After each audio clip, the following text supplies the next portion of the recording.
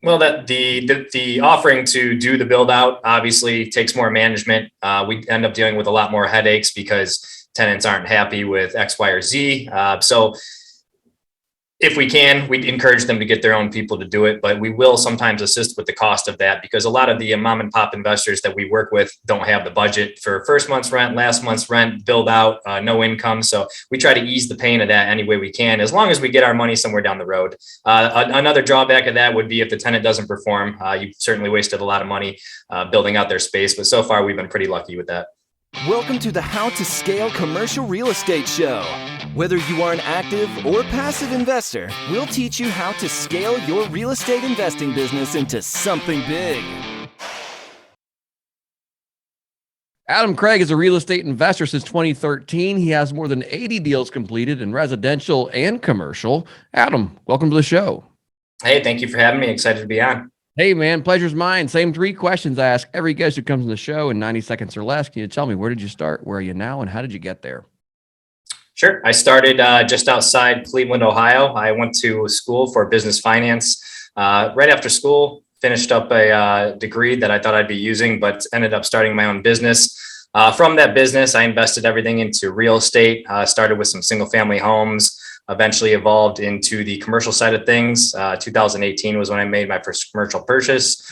Since then, I've been doing a mix of residential and commercial, with the focus being primarily on commercial. So right now, that's where I'm at, and looking to eventually leave the single family space in the rear view and concentrate solely on commercial. Right. What asset class are you buying right now?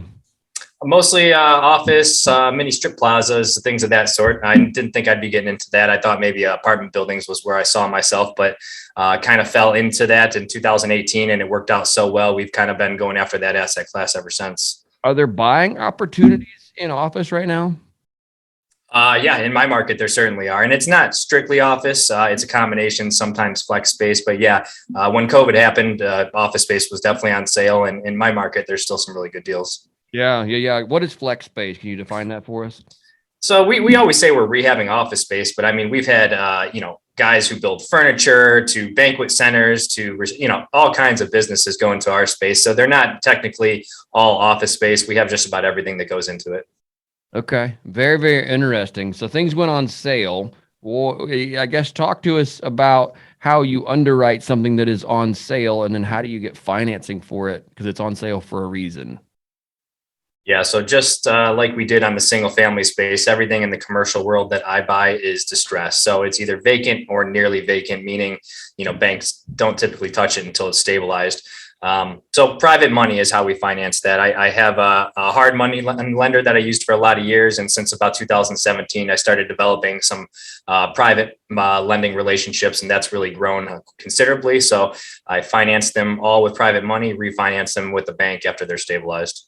Right. So talk to us about that private money. Is there, what advice would you give to somebody, looking to kind of repeat your process? What should they be doing in order to go out and find, especially private money? You guys are going to need large sums of money. So how do you secure that? So I would not say I'm an expert at raising private money. I've only been doing it for about 4 years, but I've certainly learned a lot, considering we're only about 4 years in, and I've probably got about $2 million lent out to me on the private world right now.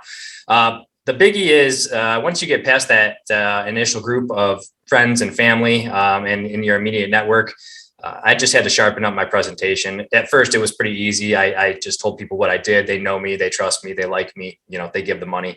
After that, you really need to sharpen up just the whole presentation of the deal. You can't just say, this deal is great, we're going to make a bunch of money, which I was naively thinking in the beginning. So now I have just what a brokerage company would have, a nice flashy presentation showing some returns, showing pictures of the building, a lot more insight. And I like to prep them before the deal. So I don't just come at them and say, hey, I need $85,000. I say, this is the deal coming down the pipeline. If you're interested, let me know. I'll get you some more information. And that's worked a lot more than just bringing them on when I need the money.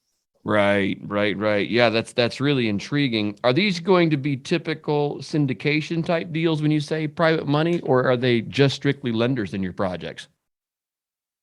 Right now, we're just doing strictly lenders on the projects. We're doing mostly million and under deals right now. So as I grow and I start to need bigger amounts of capital, I can see the need to syndicate and partner and share equity. But as of now, if I'm able to raise it on a strictly loan basis, that's the route I've been taking. Yeah. When it comes to that, I would assume that, there's a certain investor profile, we'll call it investor or lender profile. What's a typical return that you would offer on a project? So we average or about 10% returns, and a lot of times we'll offer a point or something for the logistics of closing. I would say the investor profile for me tends to be an older investor looking to diversify and someone who's not looking to put their money into something that's a low risk return. We don't advertise that saying it's a low risk, but we always say, we're not the roller coaster of the stock market. It's a nice steady 10 to 12% return. And for younger guys, that doesn't really appeal. They're aggressive. They want to be in aggressive assets. So it's pretty rare where we get a young guy that gets excited about 10%, but you never know. We do have a few guys that, are around my age or younger who are very happy with 10%. Yeah, you're right. You never want to pigeonhole anyone or any demographic, for that matter, into saying, "Hey, this is what they always do." But it does seem to be the older you get, the more predictable those cash flows become, or the more important those predictable cash flows become, and the less of hitting a home run. Tell me about what your strategy is when you find an office building or a flex space for turning it around. What have the other owners done or not done that you plan on doing? I think a big asset for us, a big advantage for us has been self-marketing and self-managing.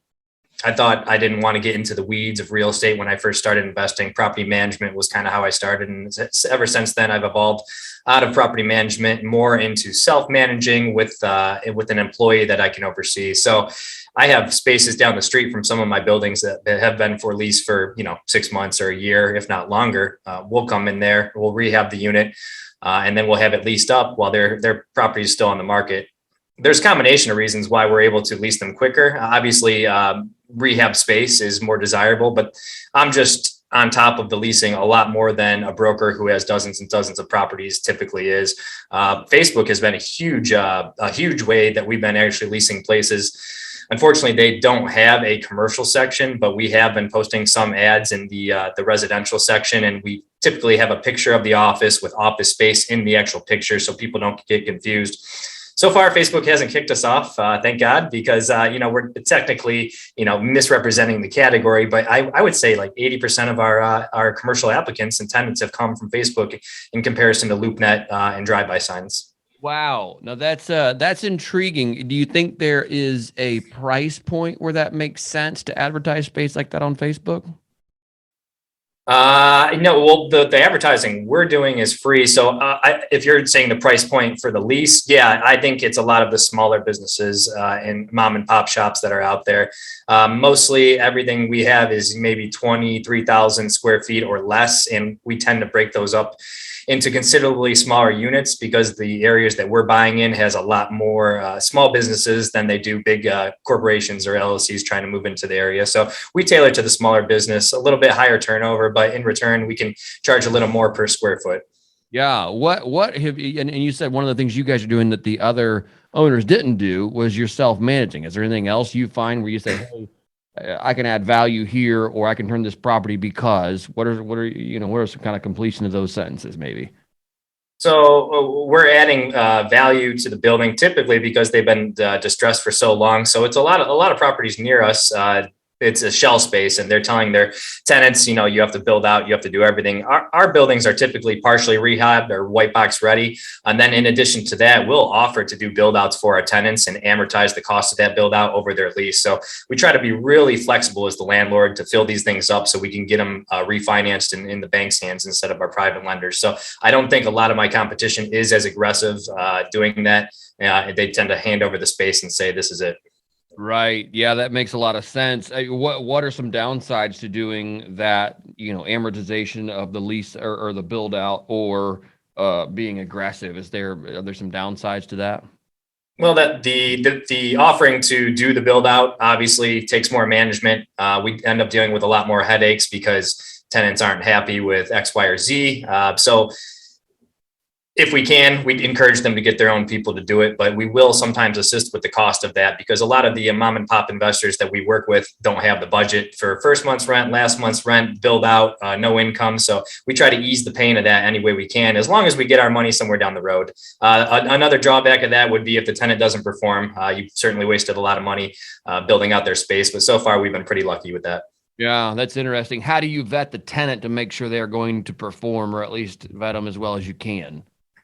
Similar to our residential single family space, the application, we want to see, again, we're not typically concerned with credit score, but cash on hand, income coming in, the ability to pay, obviously are the big determining factors. And a lot of our, they're not micro units, but a lot of our units that are maybe 1,500 or 2,000 square feet or less, we're not vetting the tenant as the same. We just signed a lease on a commercial restaurant. And that was $4,000 a month. So we vetted that tenant a lot differently than we did the $900 a month tenant. So the smaller spaces, we're not too concerned about it. Typically a couple partners can afford $1,500 a month without a problem.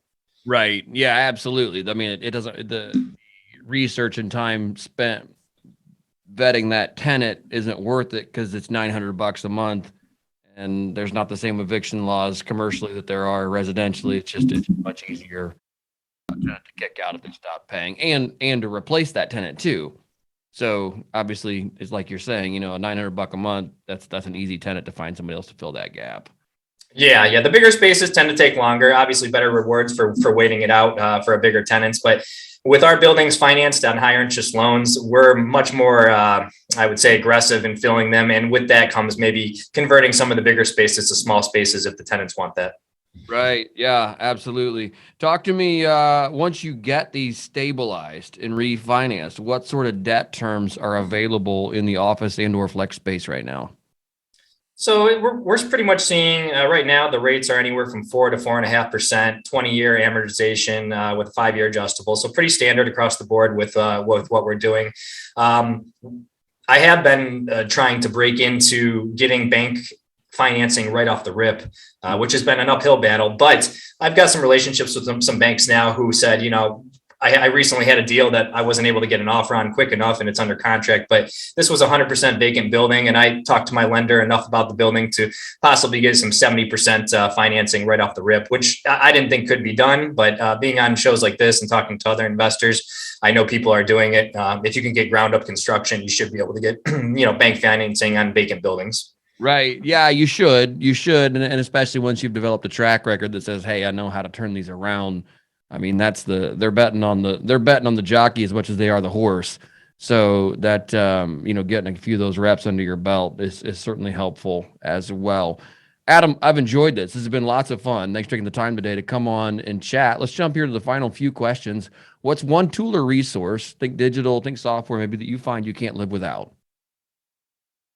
I would say our property management software. There's a million of them out there. The one we use is called Tenant Cloud. But when I think back to the 90s or days where I wasn't managing properties or even alive, I don't know how they did it, picking up checks and picking up applications. The ease of the software we have these days just makes managing a lot of doors for 1 or 2 people pretty simple. Right. Yeah. Well, that's exactly what it does. It cuts down manpower. That's and just simplifies the process as a whole. I love that. What is one mistake you can help us avoid, and how would you avoid it? Well, I guess I would throw this back to my single family days. For a lot of years, I was over improving a lot of our single families, really fancy finishes, over detailing areas, thinking a little bit too much about the rehab. At the end of the day, just put in something clean, something nice, get it ready to go. We've had tenants we've had customers we flipped houses to, and I later found out they ripped out our beautiful tile design only to put in their own. So that was kind of a wake up call. Don't get too intricate, make it basic, make it clean, make it neat, move on. Right. I love that. Question number 3, when it comes to investing in the world, what's one thing you're doing right now to make the world a better place? I wish I could say it was something more impactful than offering my real estate information, but right now I'm offering a lot of help to new and experienced investors through social media outlets and other avenues, and I'm not charging anything for the service. So I'll grab coffee, I'll have a phone call, I'll get together with any investor looking to talk real estate, and I'll give my 2 cents on whatever issue they have, or just to jive about real estate. It's tend to pay back tenfold in relationships and networking and issues down the road. That's awesome, man. I love it. Adam, for listeners want to get in touch with you, what's the best way to do that? You can visit my website, cleinvest.com. I am also on Instagram as Adam the Investor. Awesome. Adam, thank you for your time today. I do appreciate it. Thank you.